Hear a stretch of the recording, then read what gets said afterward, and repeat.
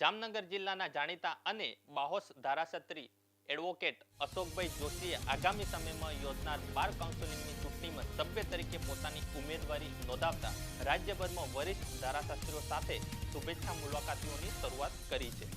આ અનુસંધાને તેઓએ ગાંધીનગર ખાતે ગુજરાતના પ્રતિષ્ઠિત ધારાશાસ્ત્રી, ગાંધીનગર ડિસ્ટ્રિક્ટ કોર્ટના પીપી તેમજ શ્રી સમસ્ત ગુજરાત બ્રહ્મ સમાજના રાજ્ય કક્ષાના પ્રદેશ અધ્યક્ષ ડોક્ટર અશ્વિનભાઈ ત્રિવેદીની ઓફિસ ખાતે શુભેચ્છા મુલાકાત લીધી હતી.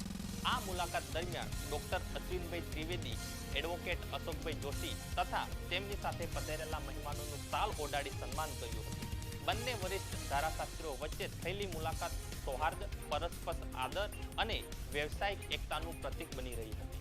મુલાકાત દરમિયાન આવનારા બાર કાઉન્સિલની ચૂંટણી અંગે વિસ્તૃત ચર્ચા કરવામાં આવી હતી.